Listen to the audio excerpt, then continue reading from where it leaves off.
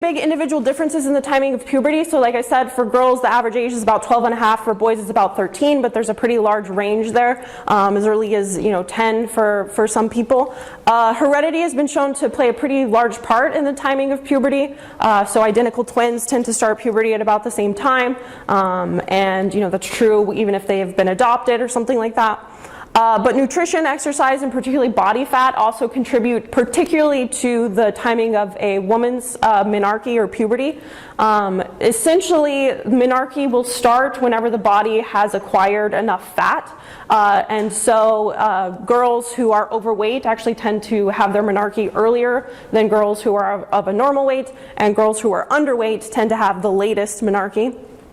Other factors in nutrition contribute as well, as far as the number of vitamins and minerals that you have, things like that.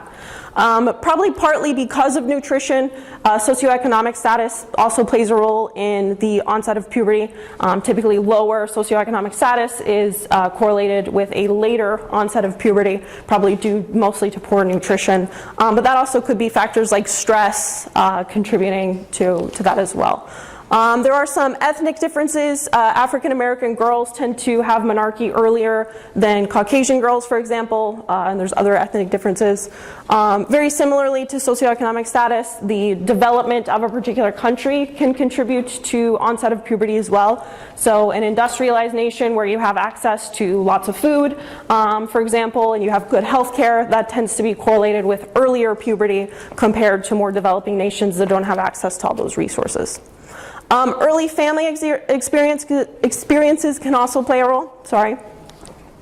Most of that, again, kind of goes back to stress. So if you have lots of traumatic experiences or very stressful childhood, then that can also delay puberty. In addition to all of these, there are some secular trends, which secular in this context means basically it's like an ongoing trend that's happening over time, rather than something that's like cyclical that changes with the seasons. So there's the secular trend where basically the onset of puberty has been earlier and earlier, pretty much every generation. So since the 1900s, the age of onset of puberty has gone down. And that's probably related to a number of factors. So because our diets have become more fatty, for example, because we have more access to health care, all of those contribute to an earlier age for puberty now compared to in the 1900s. All right, so in addition to growth of the overall body and maturation of the reproductive system, there's also some pretty profound brain changes that are taking place during adolescence.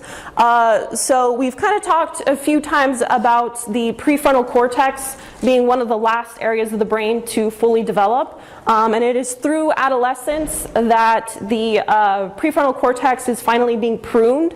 So all the synapses that have been built throughout childhood are starting to be pruned away. And the neurons that you have left in the prefrontal cortex, they strengthen. So they build more synapses, and they also become myelinated so that they can communicate faster. In addition to that, the prefrontal cortex builds really strong connections with other areas of the brain. And remember, prefrontal cortex is really important for things like impulse control, for decision making, and also regulating emotions. And it's not until the end of adolescence that that entire strengthening of the prefrontal cortex is finished. And so it's around somewhere between 18 and early 20s that your brain is finally kind of like fully formed into what it will be for most of the rest of your life.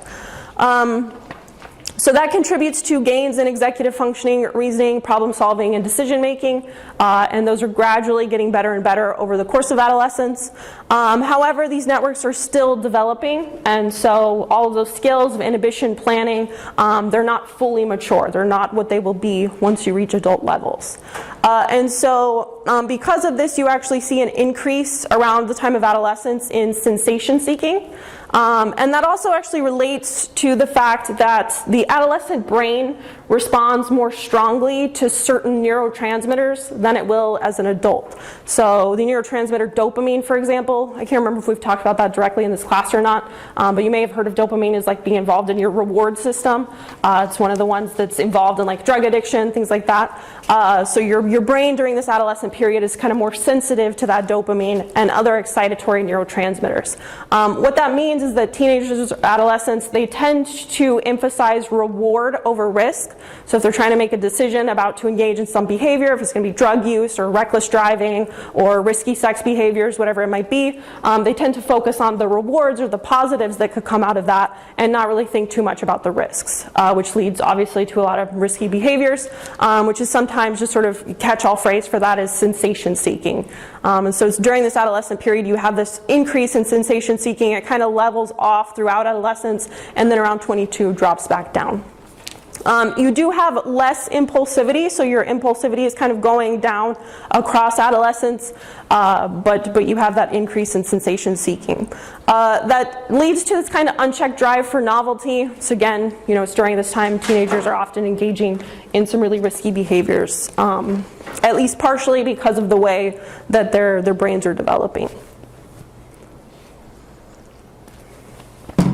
I'd also emphasize this point here. So even though the brain is still maturing and developing and it's not going to be finished until like the 20s, you have a lot of social and emotional pressures during this time to be very sociable, to engage with peers, and you also have a lot of like academic expectations that create stress. And so you pair that kind of like cultural expectation to basically act like an adult with this brain that's not fully developed yet, and it leads to a lot of difficulties during teenage years.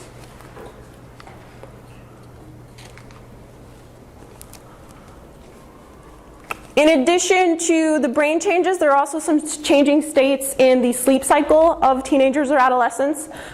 So essentially during adolescence, you basically become more sensitive to evening light.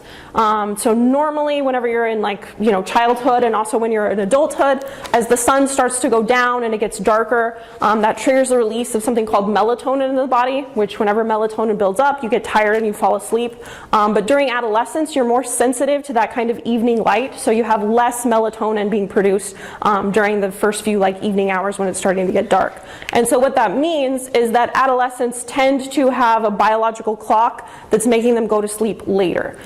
Unfortunately, though, our society isn't built around that fact, so they're going to sleep later, but they still need the same amount of sleep that they did in middle childhood, around 9 hours or so. And obviously you have to wake up early for school, so if you're going to sleep later, but you're waking up early for school and you still need 9 hours of sleep, then most teenagers basically aren't getting the amount of sleep that they should be getting. And this is sometimes referred to as phase delay. So that's basically the difference between what your body wants to do and what society is kind of forcing you to do in regards to a sleep cycle.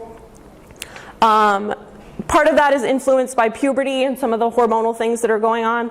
In addition to that, there are increases in social activities which may motivate teenagers to stay up later, and particularly now there's more like screen media available in the bedroom, things like TVs and iPads and cell phones that keep teenagers up even later than they were in previous generations.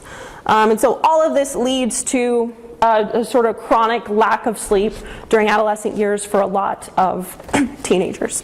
There's actually, I think California recently passed a law that said that no school can start any earlier than 8:30. So there are legislative things that are happening that are basically taking all this information into account to try to make it easier for teenagers to get the amount of sleep that they should. But I think overall as a society we still don't really acknowledge this problem very well.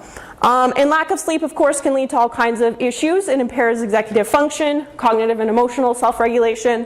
So that can lead to poor school achievement, poor outcomes on exams, grades, things like that.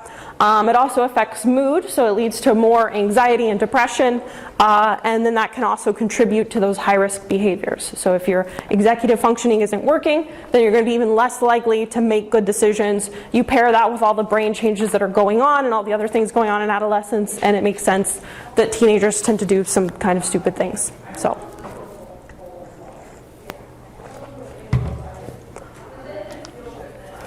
All right, again, all of these changes are driven by puberty and all of those hormones we talked about. And the reactions that teenagers have to all of these changes can vary pretty dramatically. So some teenagers have really positive reactions to puberty and high school and all these brain changes. Others have more negative reactions, obviously. And those reactions really depend on a number of things. So one thing is prior knowledge. So whether, if you're a female, for example, and you're experiencing menarche, have you been told ahead of time that this is going to happen, what it's going to look like, what you should do about it? If you don't have that prior knowledge and you have your first period, then that can be obviously very stressful and traumatic. Whereas if you have that background knowledge, it's a little easier to deal with. Same for boys. If you have prior knowledge about, what ejaculation is going to be like, and all those physical changes that are happening to the body, then they're easier to deal with. Family support is kind of tied to knowledge. So if you have parents who are really open about talking about these things, who have given you that background knowledge and can be supportive as you're going through puberty, then that leads to more positive attitudes. And then of course there's also the more sort of large-scale cultural attitudes. Some cultures tend to see puberty, particularly menarche, or the first period, as unclean or something negative, whereas other cultures have a more positive outlook on those. And so the cultural attitude can often be reflected by the individual as they're going through puberty. Most adolescents tend to have mixed feelings, though. So they may have some positive things. They may be excited that this is a sign that they're growing up, that they're maturing. But there's also those negative feelings of dealing with all the stress and trying to understand body changes, etc. In general, boys actually tend to get less social support for puberty. I think typically when a girl has their first period, they at the very least can talk to maybe their mom or another female role figure about it. And they're also more likely to talk to their friends about their periods and share information about that. Whereas boys, whenever they experience their first ejaculation or some of the other things that come along with puberty, they're much more quiet about it, don't really talk to other people. And so because of that, they often get less direct support and direct information from an adult figure, which may lead them turning to reading materials and websites to get that information that they're not getting otherwise from their parents or teachers.